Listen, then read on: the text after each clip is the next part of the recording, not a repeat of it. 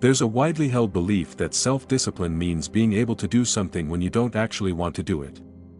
People who believe this think that self-discipline means going to the gym, reading books, or eating chicken and broccoli when you don't actually want to. For them, self-discipline means ignoring your authentic self in favor of your ideal self. But this view of self-discipline is completely deluded. Imagine that you've been taken prisoner by a criminal, and the criminal starts making demands of you. He says, "Cook me dinner. Now clean my house. Now go sleep in that corner." If you do these things even though you don't want to, if you suppress your authenticity in favor of his ideal, does that make you disciplined? Or does it just make you a really good slave? An obedient prisoner? And what do you think will happen to you as you live more and more like a prisoner, continuing to do things that you don't want to do, suppressing your authenticity in favor of his ideal? Will you love your master and be happy? Or will you become resentful, angry, and full of sadness, regretting the life you never got to live? Obviously, the answer is the latter. Suppressing your authenticity comes at a cost. Let's take Sam as an example. There was a time in his life when he lived very inauthentically. Instead of following his sincere desire to become a psychologist and philosopher, he studied engineering. He neglected his authentic self and followed the ideals of society. He thought he was doing what he should do in order to succeed and be respected by society. And in order to follow society's ideals, he had to repress his authentic self. He told himself that psychology and philosophy were a waste of time, even though he felt called to study them. He told himself a life full of money was more important than a life full of purpose. And he told himself that society, and the people around him, knew what he should want out of life better than he does.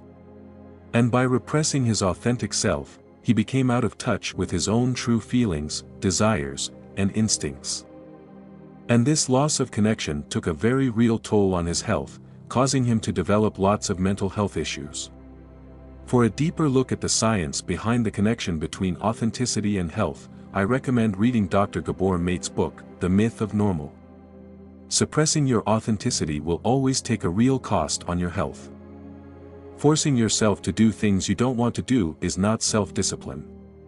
It's slavery, and every slave eventually becomes resentful, revengeful, and regretful. Sacrificing your authenticity for society's ideal will make you miserable, not happy. And no matter how long you force it, you will always eventually fail in the long run. And that's a good thing too, because who wants to live their whole life as a slave? So what does it really mean to be self-disciplined? A truly self-disciplined person is a disciple of themselves. They're an eternal student. Rather than trying to suppress, repress, control, or force their genuine feelings in a specific direction, they try to understand them. And through understanding, they learn how to allow their authentic self to flourish. And by allowing their authentic self to flourish, they live lives of wholeness and happiness, not resentment and regret. But how does someone become a disciple of themselves in the first place? By discovering their own ideals, not society's. They follow their own interests and confront the challenges that they personally feel called to confront. They walk a path that is their own, not the path society has laid out for them. They pursue what they genuinely want, not what society tells them to pursue. For the person who becomes a disciple of themselves, self-control is never an issue. There are no issues of control, because there is nothing to control. They move as one harmonious unit. If you force yourself to do things you don't want to do, if you follow society's ideal, your ideal self will repress your authentic self. You will become a slave in your own body, and your body will take its revenge. But if you become a disciple of yourself, if you understand your own genuine feelings, desires, and nature, if you discover your own ideal, your ideal self will work harmoniously with your authentic self to promote growth.